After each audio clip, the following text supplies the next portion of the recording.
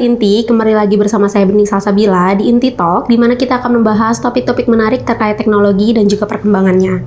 Topik kali ini sangat menarik dan juga mempunyai peran besar dalam mendukung ekosistem digital, yaitu mengenai perkembangan data center di Indonesia. Di tengah pesatnya transformasi digital, kebutuhan akan pengelolaan data yang cepat, amat, dan juga andal menjadi hal yang sangat penting. Disitulah peran data center tidak boleh dipandang sebelah mata. Lalu bagaimana perkembangan data center di Indonesia? Lalu apa saja tantangan dan juga peluang serta strategis ke depannya? Untuk itu kita sudah bersama sosok yang tidak asing lagi di industri data center Indonesia, yaitu Bapak Hendra Suryakusuma selaku Chairman Indonesia Data Center Provider Organization atau IDPRO.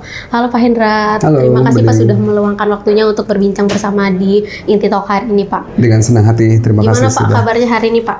Alhamdulillah sehat. Oke, Pak Hendra, kita tahu Pak saat ini data center sangat penting ya Pak untuk mendukung transformasi digital. Lalu bagaimana sih Pak Bapak melihat perkembangan data center dalam beberapa tahun terakhir ini?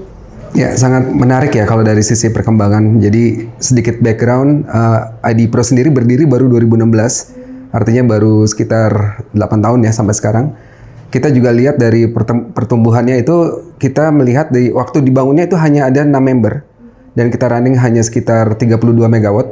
Saat ini kita sudah memiliki lebih dari 14 member dan running sekitar 300 megawatt ya. Jadi kalau dari banyak research dokumen yang kita lihat dari global ataupun dari lokal, mengindikasikan bahwa pertumbuhan industrinya sekitar 20% per tahun. Yang kurang lebih align dengan pertumbuhan industri cloud di Indonesia juga ya. Nah dari pertumbuhan-pertumbuhan ini kita bisa lihat ada 3 key driver utama gitu ya. Yang pertama adalah memang berkaitan dengan makroekonomi. Jadi jumlah penduduk kita yang luar biasa besar ini, 280 juta, 77%-nya sudah memiliki akses terhadap internet gitu. Jadi internet penetration sudah 77%, yang artinya sudah lebih dari 200 juta penduduk kita yang menggunakan internet on a daily basis lah ya. Kemudian yang kedua, dari aspek makro juga, kita lihat GDP growth kita masih steady di 4-5% ya. Potentially di tahun ini akan berdasarkan indeks OCBC akan sekitar 4,5%. Tapi itu sebenarnya masih angka yang masih bagus. Dan kalau kita lihat lagi dari aspek yang berkaitan dengan internet traffic, 3 tahun lalu waktu IDPRO bertemu dengan APJ masih sekitar 1 terabit per second. Per detik ini kita sudah 14 terabit per second ya. Jadi angka yang sudah luar biasa besar. Nah itu dari aspek makro. Dari aspek kebijakan juga menarik ya, karena kalau kita lihat terutama di OJK dan Bank Indonesia, mereka memiliki spesifik industry regulation karena memang industri keuangan sangat diatur dengan kuat gitu ya, heavily regulated industry. Semua perusahaan yang menyediakan layanan perbankan ataupun keuangan di Indonesia wajib memiliki DC dan DRC di Indonesia. Dan sebenarnya di tahun 2012 kita punya PP 82 tahun 2012 yang dikeluarkan di bulan November. Itu menarik ya, karena pasal 17 ayat 2-nya mengindikasikan bahwa perusahaan yang menyediakan layanan publik di Indonesia wajib memiliki DC dan DRC di Indonesia. Jadi di 2013 pertengahan itu banyak sekali migrasi IT infrastructure terjadi ke Indonesia. Perusahaan-perusahaan dan bank-bank asing ini pindah ke Indonesia. Nah itu yang berkaitan dengan regulatory framework yang terjadi. Di sisi lain juga kita lihat cloud adoption ataupun transformasi digital ini masif terjadi di public dan private sector gitu ya. Jadi kalau kita lihat bahkan ya beberapa bulan lalu saya jalan-jalan ke Makassar, Jeneponto gitu ya. Di desa-desa kecilnya pun sudah menerima ya pembayaran yang secara digital. Bahkan mereka menggunakan POS system juga digital gitu. Jadi pasti di daerah sana ada data center ataupun ada IT infra yang mendukung itu bisa terjadi gitu ya. Jadi sangat menarik sebenarnya. Nah Pak, dengan pesatnya transformasi digital, peran data center semakin krusial gitu ya Pak ya. Iya. Nah menurut Bapak bagaimana sih Pak data center berperan dalam mendukung akselerasi digital di Indonesia sendiri Pak? Ya, jadi memang kalau kita bicara terkait dengan transformasi digital, banyak inisiatif dilakukan oleh pemerintah ya. Jadi salah satunya oleh Kemenperin di tahun 2019. Mereka jadikan Industri 4.0, Indonesia Go Industri 4.0, di mana ada kolaborasi antara si IoT device, Internet of Things Technology, dengan cloud computing dan juga dengan machine learning, sehingga pabrik bisa menjadi lebih efisien, efektif dalam pengoperasiannya. Itu satu hal ya. Di belakangnya sebenarnya data center. Jadi kalau kita lihat bahwa banyak masyarakat kita sebenarnya belum sadar bahwa ketika mereka berinteraksi dengan platform digital, baik itu di web ataupun di mobile phone mereka, sebenarnya di belakangnya mereka terhubung dengan infrastruktur digital, server, network, firewall, router switch yang disimpan di data center sebenarnya. Jadi data center ini sudah menjadi tulang punggung dari digital ekonomi ataupun digital platform gitu ya. Nah, untuk bisa mendukung bahwa aplikasi-aplikasi yang dijalankan ini bisa berjalan dengan baik, data center di belakangnya gitu. Dan itulah ID Pro bersama dengan Kementerian Kominfo, waktu itu masih Kominfo ya, belum Komdigi, sudah menerapkan pembentukan SNI Pusat Data. Jadi SNI Pusat Data ini menyampaikan bahwa pembangunan data center harus mengikuti kaedah-kaedah best practice yang sudah ditetapkan, baik untuk infrastrukturnya, untuk operationnya maupun untuk proses auditnya gitu. Nah, ditambah lagi juga sekarang SNI Pusat Data ini sudah menjadi rujukan untuk Peraturan Presiden Sistem Pemerintahan Berbasis Elektronik 2019. Perpres 95 kalau nggak salah ya. Nah kan Pak, saat ini banyak data yang digunakan oleh sektor bisnis gitu ya Pak. Apakah sektor-sektor bisnis di Indonesia sudah mulai memusatkan data mereka di data center lokal atau masih banyak yang bergantung pada layanan di luar negeri gitu Pak? Iya, ini menarik ya pertanyaannya, karena memang kalau kita lihat seperti tadi saya sampaikan, dulu pernah kita miliki PP 82 2012 yang spiritnya menjadikan Indonesia memiliki data sovereignty yang lebih baik. Tapi memang PP 82 ini direlaksasi menjadi PP 71 di 2019, di mana data penduduk Indonesia masih diperbolehkan untuk di-host di luar negeri, dan memang ada dampak yang luar biasa ya. Jadi dari data sovereignty yang dibikin lebih lunak ini, akhirnya serangan cyber itu semakin meningkat di Indonesia, sehingga jadi sebenarnya ID Pro waktu itu menyuarakan dengan keras concern kami, kekhawatiran kami terkait dengan PP 71 2019 itu, karena at that time di 2019 belum ada undang-undang perlindungan data pribadi, sehingga potentially kita akan banyak sekali data yang bocor gitu ya, dan terbukti benar gitu ya. Sehingga kita lihat dari 2019 ke 2021 serangan cyber itu berjuta-juta kali terjadi di Indonesia setiap tahunnya, dan di tahun 2022 setelah kejadian Biorka gitu ya, UU Perlindungan Data Pribadi ini akhirnya ditetapkan, diserahkan. Jadi balik lagi ya, sampai sejauh ini masih banyak para pelaku industri digital yang menawarkan OTT-nya, cloud provider-nya, ataupun sistem yang berbasis API aggregation gitu ya, itu masih banyak menggunakan layanan di luar negeri. Nah, tentu lokalisasi data center bisa menjadi langkah besar gitu ya Pak ya, di Indonesia. Jika ini terlaksana, regulasi seperti apa yang perlu diterapkan untuk mendukung perkembangan industri data center di Indonesia sendiri Pak?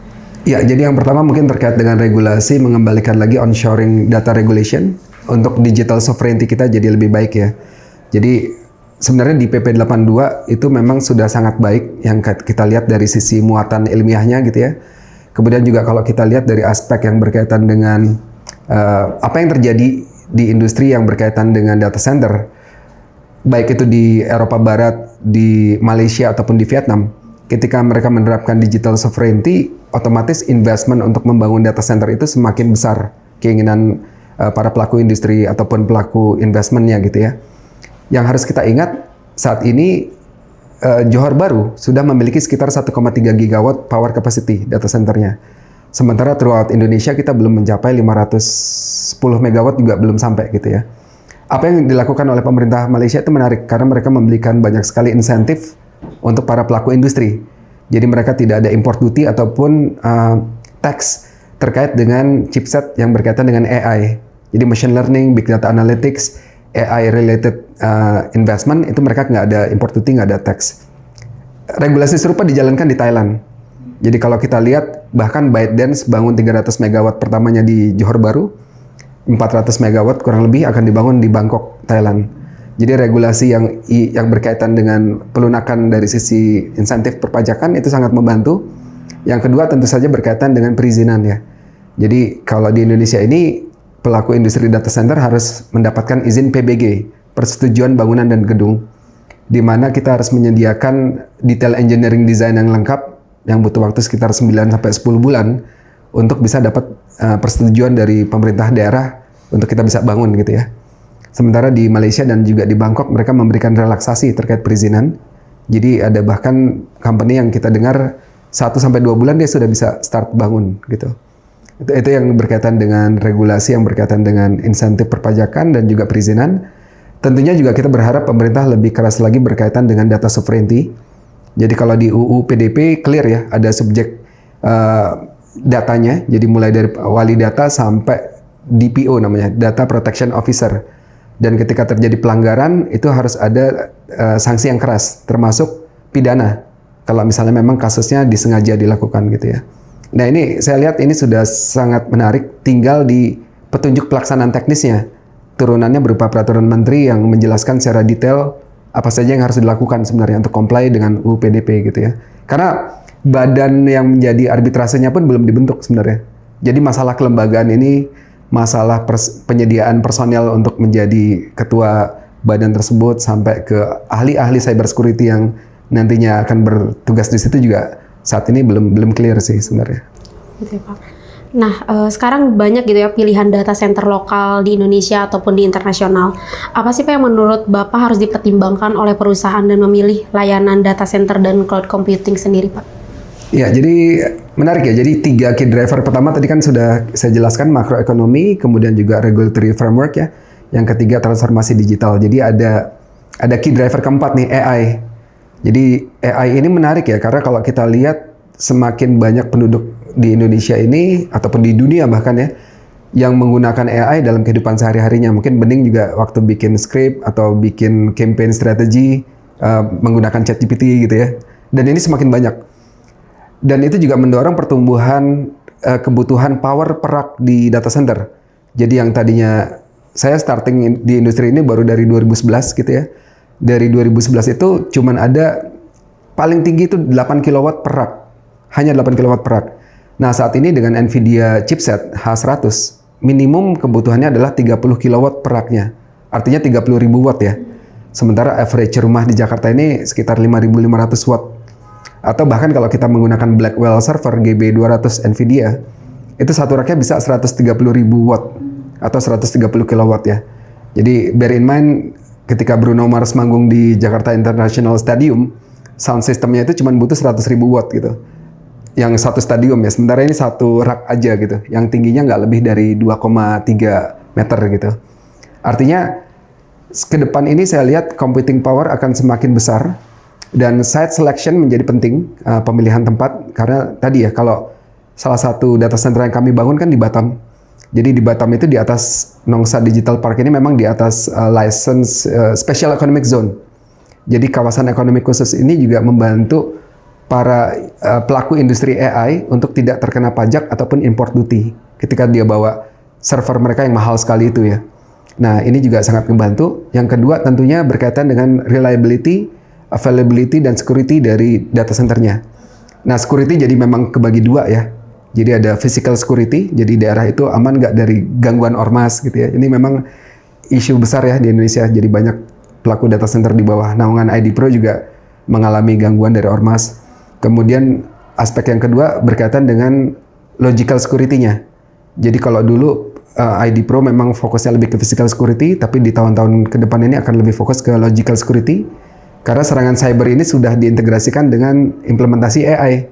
Jadi semakin dahsyat gitu serangan cyber security attack ke depannya gitu.